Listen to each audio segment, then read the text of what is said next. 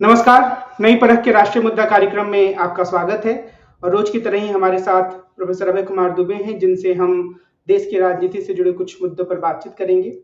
कार्यक्रम को आगे बढ़ाने से पहले मैं आपसे यह कहूंगा कि अगर आप अभी तक नियमित रूप से हमसे नहीं जुड़े हैं, यानी अभी तक आपने नई परख चैनल को सब्सक्राइब नहीं किया है, तो आप इसे सब्सक्राइब करें और हमारे साथ जुड़ें। अभय सर, नमस्कार। नमस्कार आज नेहरू जी की जयंती है, बाल दिवस के रूप में इसको मनाया जाता है। जी। मैं यह सोचता हूँ कि आज के इस कार्यक्रम को हम जो नेहरू की के बारे में समकालीन समझ है, वर्तमान समय में जैसे युवा उनके बारे में सोचते हैं, उसको लेकर जो एक भ्रांतियां हैं या जो समझ है, उसके आसपास कुछ बात करें। हमारे देश के मौजूदा प्रधानमंत्री नरेंद्र मोदी जब भी कोई महत्वपूर्ण भाषण देते हैं संसद में या संसद के बाहर, उसमें वो जाने अनजाने नेहरू जी की आलोचना जरूर करते हैं। उन्हें ऐसा लगता है कि बहुत सारी चीजें जो अच्छी हो सकती थी, वो नेहरू जी के कारण खराब हो गई। तो क्या आपको ये लगता है कि नेहरू की जो यह आलोचना प्रधानमंत्री की है, वह सही है, या उसमें कुछ एक तरह से बायसनेस भी है, कुछ उनका पूर्वाग्रह उनके साथ रहता है? देखिए, जवाहरलाल नेहरू का अगर मूल्यांकन हमें करना है, तो हमें थोड़ा-सा पहले नरेंद्र मोदी से हट के उनका मूल्यांकन करना होगा। उसके बाद हम नरेंद्र मोदी द्वारा किए गए उनके मूल्यांकन पर आ सकते हैं। पहली बात तो ये है कि इस समय देश में जितनी भी संस्थाएँ हैं और हम लोग जानते हैं कि लोकतंत्र जो है, वो संस्थाओं के ज़रिए चलता है। अगर लोकतंत्र संस्थाओं के ज़रिए नहीं चले, तो वो कभी भी किसी एक व्यक्ति की तानाशाही में या किसी एक पार्टी की तानाशाही में कभी भी पतित हो सकता है। तो ये जवाहरलाल नेहरू की विशेषता थी कि जब वो प्रधानमंत्री बने इस देश के, तो उन्होंने लोकतंत्र की इस परिभाषा को धरती पर उतारने की उन्होंने कोशिश की और संस्थाओं के ज़रिए लोकतंत्र संसाधित हो, संस्थाओं के ज़रिए लोकतंत्र प्रोसेस हो, ये काम नेहरू ने करके दिखाया। और भारत के बारे में, भारतीय समाज के बारे में उनकी एक खास समझ थी और वो अपनी समझ के खुद भी आलोचक भी थे। वो अपने आप को मानते थे कि वो काफ़ी पश्चिमीकृत व्यक्ति हैं और वो पश्चिम में उनका सारा प्रशिक्षण हुआ है और उनका मानस पूरी तरह पश्चिमी विचारों और पश्चिम में पनपे आदर्शों के आधार पर मानस बना है।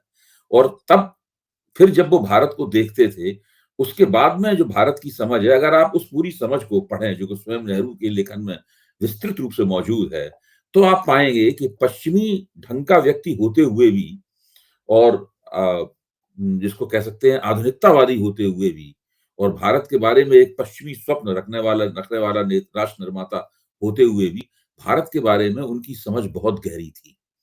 भारतीय संस्कृति के बारे में, हिंदू धर्म के बारे में, भारत के विभिन्न लोगों के बारे में उनकी बहुत गहरी समझ थी।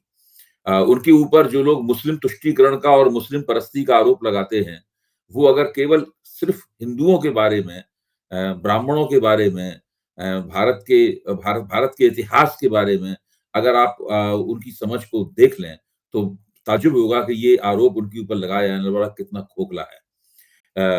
हम और आप दोनों आमतौर भाषा में समाज वैज्ञानिक कहे जाते हैं और समाज वैज्ञानिक जिस भाषा और जिस मुहावरे में बात करते हैं, उन लोगों की कम समझ में आता है। लेकिन श्याम बेनेगल समाज वैज्ञानिक नहीं है। उन्होंने मुद्दतों पहले भारत एक खोज नामक एक बहुत बड़ा धारावाहिक बनाया था, जो कि दूरदर्शन पर प्रसारित हुआ।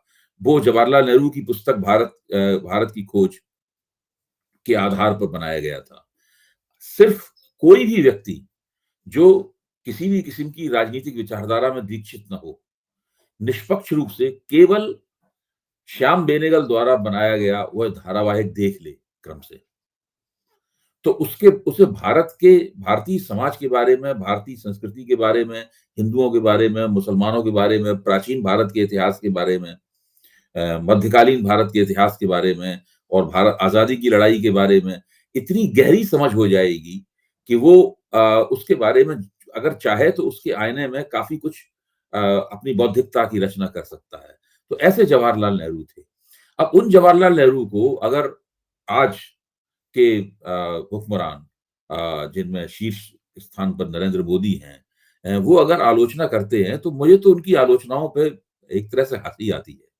ये बहुत ही बिखरी हुई और सतही किस्म की ये लोग आलोचनाएँ करते हैं।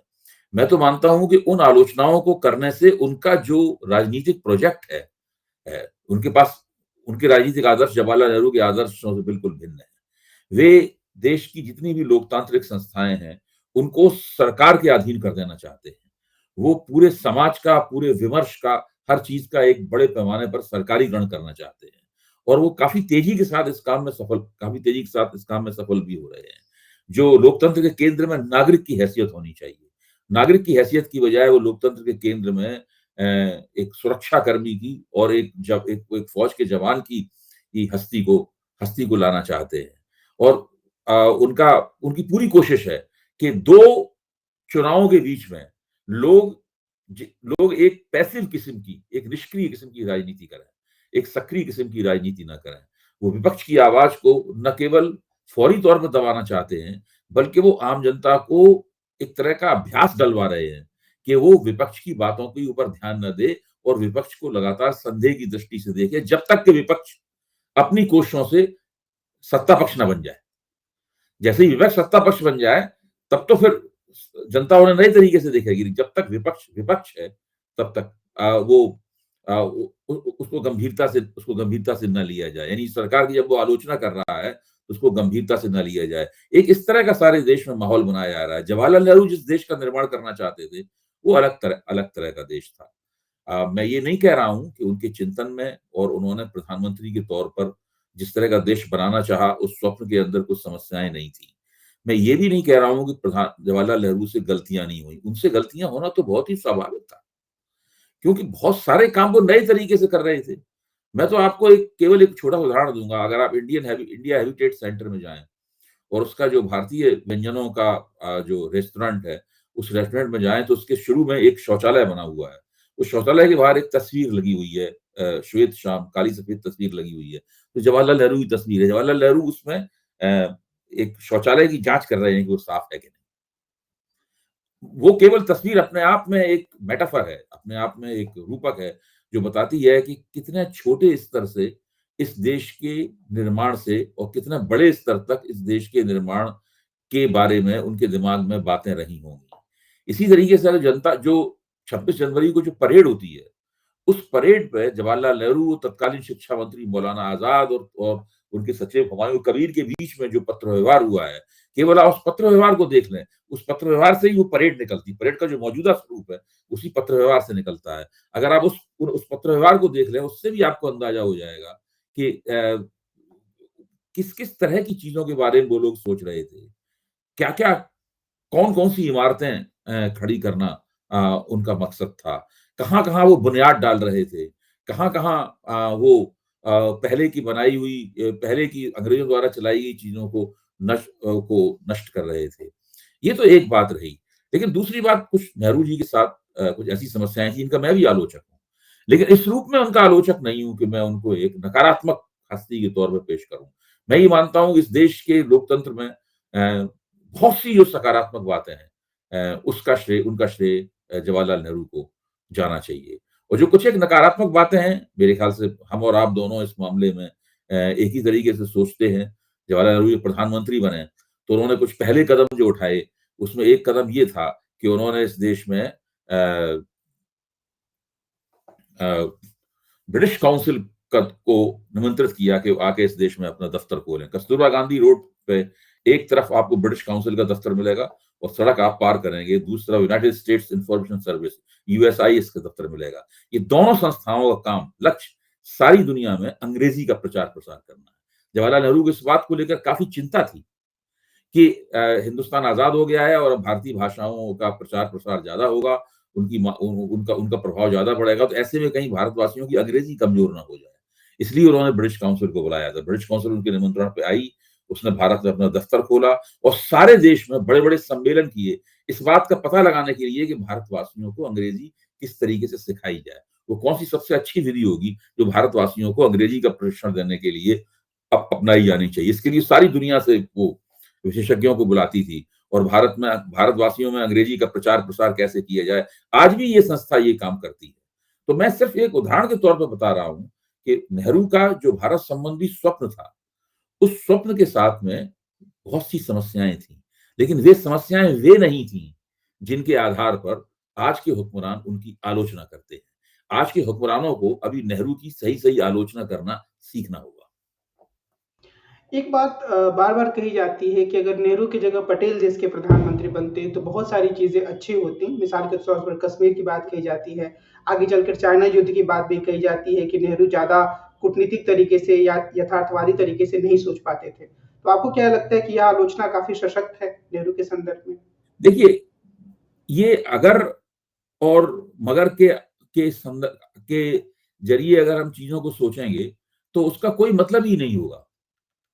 जैसे कि हम कह सकते हैं कि अगर आज नरेंद्र मोदी की जगह अटल बिहारी वाजपेयी होते, हम कह सकते हैं कि अगर नरेंद्र मोदी की जगह नितिन गडकरी देश के प्रधानमंत्री होते, हम कह सकते हैं कि अगर नरेंद्र मोदी की जगह राहुल गांधी देश के प्रधानमंत्री होते तो क्या होता। ये तो इस ये जो चिंतन करने का तरीका है, मेरे ख्याल से चिंतन करने के तरीके को गंभीरता से लेना हम लोगों को बंद कर देना चाहिए, तो उसका कोई मतलब नहीं होता। हमें देखना ये होगा कि आजादी के बाद सरदार पटेल को गृह मंत्री का पद कैसे मिला, जवाहरलाल नेहरू को प्रधानमंत्री का पद कैसे मिला, और और राजेंद्र प्रसाद को राष्ट्रपति का पद किस प्रकार प्राप्त हुआ। आखिरकार आजाद भारत के ये 3 सर्वोच्च पद थे। इन 3 व्यक्तियों को क्यों मिले, कैसे मिले? इस बात को अगर हम समझ जाएं तो बात समझ में आ जाएगी। अगर हम मोटे तौर पर देखें तो हम पाएंगे कि गांधी जी जो कांग्रेस का पूरा कामकाज चलाते थे, वो अपने इन 3 शिष्यों के जरिए चलाते थे, नेहरू, पटेल और राजेंद्र प्रसाद। और इन्हीं के जरिए बहुत सारी समस्याओं को हल किया जाता था। ये तीनों गांधी जी के चुने हुए व्यक्ति थे। कांग्रेस का अध्यक्ष कोई हो, लेकिन गांधी जी इन्हीं के जरिए कांग्रेस को नियंत्रित करते थे। इसीलिए मैं ये मानता हूं, मैं बहुत ही सरलीकृत तरीके से कह रहा हूं, कि आजादी के बाद में गांधी जी ने यह तय किया कि इन 3 व्यक्तियों को देश की बागडोर थमाई जाए। तो ये उनका चुनाव था कि उन्होंने जवाहरलाल नेहरू को प्रधानमंत्री बनाया, सरदार पटेल को उन्होंने गृह मंत्री बनाया और राजेंद्र प्रसाद को उन्होंने देश का राष्ट्रपति बनाया। इन तीनों में मतभेद थे। ये तीनों समान स्तर के व्यक्ति थे, और समान स्तर के व्यक्ति एक दूसरे के दास नहीं होते, समान स्तर के व्यक्ति एक दूसरे के अनुयायी नहीं होते। उनके बीच में मतभेद हो भी सकते थे, लेकिन राष्ट्र निर्माण के व्यापक और महत्वपूर्ण प्रश्न के ऊपर इन तीनों के बीच में जबरदस्त एकता थी। भाई पटेल और नरेंद्र प्रसाद और जवाहरलाल नेहरू के बीच में मतभेद थे, हम जानते हैं बहुत से प्रश्नों में मतभेद थे, सोमनाथ के सवाल पर उनके बीच में मतभेद था। पटेल और नेहरू के बीच में भी मतभेद हो सकते हैं, लेकिन वो लोग अपने वैसे मतभेदों को ये कह सकते हैं कि राजेंद्र प्रसाद तो राष्ट्रपति बाद में बने थे, संविधान सभा के अध्यक्ष का महत्वपूर्ण काम उनको मिला था। शुरुआत नहीं में जब नहीं, राहुल उसी गांधी जी थे। विधानसभा का उन्हें अध्यक्ष बनाया गया था, उसी का तार्किक परिणाम ये था कि वो राष्ट्रपति बने। जी। सब आप देखिए ना, संविधान सभा का जिस तरह उन्हें अध्यक्ष बनाया गया, उसी का तार्किक परिणाम था कि वो संविधान के सर्वोच्च प्रहरी बने बाद में। तो ये सब चीजें एक एक मैं समझता हूं, ये सब चीजें एक अघोषित योजना के तहत हो रही थी, और वो योजना गांधी जी की बनाई हुई थी। गांधी जी को राष्ट्रपिता यूं ही नहीं कहा जाता है। गांधी जी ने खुद सत्ता नहीं प्राप्त की, लेकिन उनके ही चुने हुए 3 व्यक्तियों को सत्ता मिली। अगर गांधी जी चाहते तो वो किसी चक्रवर्ती राजगोपालाचारी को देश का प्रधानमंत्री बनाना चाहते तो मैं मानता हूं उस वक्त किसी की हस्ती नहीं थी जो उनको प्रधानमंत्री बनने से रोक पाती। या गांधी जी किसी और को बनाना चाहते तो उसको बनवा देते प्रधानमंत्री। तो ये बात समझने की होती है। अब जैसे कि मैं कई बार इस बात को कहता रहा हूं कि 1942 के आंदोलन में राष्ट्रीय स्वयंसेवक संघ ने भाग नहीं लिया था। यहां तक रिकॉर्ड बताते हैं कि वो 1942 के आंदोलन के वो पक्ष में नहीं था, और उसकी इच्छा ये थी राष्ट्रीय स्वयंसेवक संघ की, इस आंदोलन को दबा दिया जाए, कुचल दिया जाए। तो गांधी जी चाहते तो कह सकते थे ये राष्ट्रीय आंदोलन का गद्दार है, लेकिन गांधी जी ने किसी को भी राष्ट्रीय आंदोलन का गद्दार नहीं कहा। उन्होंने हिंदूवादी नेताओं में से श्यामा प्रसाद मुखर्जी को नेहरू की पहली सरकार में शामिल होने का उन्होंने विरोध नहीं किया। या मान लीजिए अंबेडकर को संविधान सभा में लाने के लिए उन्होंने नेहरू को ही सलाह दी। तो वो गांधी जी चाहते थे कि ये इन तीनों लोगों के हाथों में सत्ता रहेगी, लेकिन जो सरकार बनाए वो एक राष्ट्रीय सरकार हो और उन शक्तियों को भी सरकार में शामिल किया जाए जो शक्तियां गांधी जी की शैली में राष्ट्रीय अंग्रेजों के खिलाफ जिन्होंने संघर्ष नहीं किया। तो मैं कहना ही चाहता हूं कि जिस तरीके से ये नेता लोग काम करते थे और इनके बीच में संघर्ष और एकता का जो एक सकारात्मक समीकरण रहता था, उस समीकरण को सही तरीके से आज की पीढ़ी के सामने रखने की जरूरत है। भारतीय जनता पार्टी जिस प्रकार की राजनीति करती है, वो उसको नहीं समझ पाएगी। मैं तो यहां तक कहता हूं कि इस प्रकार ये जो पुराने समाजवादी थे डॉक्टर लोहिया के नेतृत्व में, वो भी इस प्रकार के संघर्ष और एकता को बहुत अच्छी तरह नहीं समझ पाए। वो भाजपा के मुकाबले अधिक सकारात्मक थे, लेकिन उन लोगों के अंदर भी काफी नकारात्मकता थी, और उस नकारात्मकता के कारण वो भी कुछ ऐसी बातें किया करते थे जो आज के जमाने में बहुत से समाजवादियों को उन बातों पर अफसोस होगा कि उस जमाने में इस तरह की बातें की गई। मैं फिर कह रहा हूं कि इन तीनों नेताओं के अंदर कमियां थी। जवाहरलाल नेहरू चूंकि ज्यादा बड़े पद के ऊपर थे तो उनके अंदर ज्यादा कमियां हो सकती हैं, लेकिन इस सब के बावजूद भी जिस प्रकार राष्ट्र निर्माण की जिम्मेदारी इन तीनों नेताओं ने उठाई, सबको अपने साथ लेकर चले। जिन लोगों ने उनका विरोध किया था उनको भी साथ लेकर चलने की कोशिश की। कुछ देर तक वो साथ चले, फिर नहीं चल पाए साथ। जिस जिस तरीके से उन्होंने, अब जैसे जवाहरलाल नेहरू की सरकार के राज्य पहला विश्वास प्रस्ताव रखा गया, तो उन्होंने उसके ऊपर जो भाषण दिया वो रिकॉर्ड के ऊपर है, किस तरह उन्होंने उसका स्वागत किया। और नरेंद्र मोदी आज अपने खिलाफ लाए गए अविश्वास प्रस्तावों का किस तरह मुकाबला करते हैं, ये सबको बात पता है। उनके भाषणों को आप देखिए। तो ये जो पूरा मुहावरा है ना कि हम कांग्रेस मुक्त भारत बनाएंगे, अब हम विपक्ष मुक्त भारत, पहले तो केवल कांग्रेस मुक्त भारत कहते थे, अब तो स्थिति यह है कि विपक्ष मुक्त भारत बनाने की योजना चल रहे हैं। सारे विपक्ष को कहते हैं कि भ्रष्ट है, इसलिए। और जिस तरह की बातें की जाती हैं, अब उनके खिलाफ कानून का वेपनाइजेशन कर दिया गया है, संस्थाओं का वेपनाइजेशन कर दिया गया है, और जो जांच एजेंसियां हैं उनको एक हथियार के तरीके से इस्तेमाल किया जा रहा है। तो ऐसी परिस्थिति में जब हम जवाहरलाल नेहरू के जमाने को देखते हैं, तो हमें लगता है कि एक भिन्न तरह के भारत को बनाने की योजना की शुरुआत उन्होंने की थी। जाहिर है कि वो हमेशा सैकड़ों हजारों साल तक जीवित नहीं रह सकते थे। 1964 में उनका देहांत हो गया, और उसके बाद उनके जो उत्तराधिकारी आए, उनके उत्तराधिकारी लाल बहादुर शास्त्री थे, जो खुद जवाहरलाल नेहरू की पसंद थे। रजनी कोठारी ने अपनी पुस्तक में लिखा है कि जब नेहरू जी बहुत बीमार हो गए और उन्हें लगा कि अब उन्हें अपने अब उन्हें उत्तराधिकारी के बारे में सोचना चाहिए, तो उन्होंने अपने मंत्रिमंडलीय सहयोगियों को बुलाया और उनको बताया, अपनी इच्छा बताई, मेरे बाद वो शास्त्री को अपना नेता चुने। और शास्त्री जी बिना विभाग के मंत्री थे, कोई बहुत बड़ी और चमकदार किस्म की हस्ती नहीं थे, और नेहरू के मंत्रिमंडल के लोगों ने नेहरू की शिक्षा को सिर झुकाकर स्वीकार किया, और बिना किसी विवाद के नेहरू के बाद में देश की सत्ता लाल बहादुर शास्त्री के हाथों में गई। लाल बहादुर शास्त्री के बाद इंदिरा गांधी जी को सत्ता मिली। इंदिरा गांधी के कार्यकाल का जो पहला हिस्सा था, वो बहुत कुछ अपने पिता की विरासत को सहेजने संवारने का था, लेकिन वैसी राजनीतिक कुशलता उनके अंदर नहीं थी, उनका राजनीतिक रुतबा भी ऐसा नहीं था नेहरू जितना। तो अंततः फिर उन्हें आप एक नई अपनी शैली की खोज करनी पड़ी, और उस नई शैली की खोज में उन्होंने कांग्रेस के पूरे चरित्र को बदल दिया। कांग्रेस का चरित्र अधिकाधिक सिर्फ सत्ताोन्मुख होकर रह गया। हर पार्टी सत्ता के लिए ही राजनीति करती है। कांग्रेस पहले भी सत्ता के लिए राजनीति करती थी, लेकिन अगर वो सिर्फ सत्ता उन्मुख होकर रह जाए, तब फिर ये होता है कि जो नेता सत्ता दिलाता है वो पार्टी उसकी चेरी बन जाती है, और धीरे धीरे वो पार्टी खोखली होती चली जाती है। इंदिरा गांधी ने बहुत दिन तक कांग्रेस को सत्ता दिलाई, वो उनके कांग्रेस उनके कहने पे चलती रही, और वो एक तरह से उस कांग्रेस की नियंता, एकमात्र नियंता और नियामक बन गई। आज भारतीय जनता पार्टी उसी स्थिति से, उसी दौर से गुजर रही है। नरेंद्र मोदी भी सत्ता दिलाते हैं, वो उसके एकमात्र नियंत्रा और नियामक बने हुए हैं। कांग्रेस, इंदिरा गांधी के जमाने का कांग्रेस को भीषण नुकसान हुआ। मेरा मानना है कि एक दिन भाजपा को भी नरेंद्र मोदी के इस जमाने का भीषण नुकसान होने वाला है। एक लोकतांत्रिक नेता के रूप में जो नेहरू की पहचान है वो तो सर्वविदित है, लेकिन उनके आलोचक कुछ बिंदुओं की तरफ इशारा करते हैं। जैसे जब पटेल जिंदा थे तभी पहला निवारक निरोध कानून बना था, यानी कि व्यक्ति को गिरफ्तार किया जा सकता है बिना एफआईआर दर्ज किए भी। दूसरा उनके नंबूदिरीपाद की सरकार को उन्होंने बर्खास्त किया, और एक आलोचना ये भी होती है कि वो चाहते तो अपनी बेटी को रोक सकते थे जो कि उनकी देखभाल करती थी, पर उनको उन्होंने कांग्रेस अध्यक्ष बनने दिया। हालांकि पीछे आपने दिखाया कि वो उनको प्रधानमंत्री के रूप में आगे नहीं बढ़ा रहे थे। लेकिन क्या हम ये कह सकते हैं कि एक लोकतांत्रिक नेता के मूल्य पर नेहरू देश के बाद के नेताओं से ज्यादा ऊंचे ठहरते हैं, या उनमें बहुत सारी कमियां थी जिन पर हमें ध्यान देना चाहिए? देखिए, मैं बार बार कह रहा हूं, ये सब जो इस निवारक नजरबंदी कानून की आप बात कर रहे हैं, अगर आप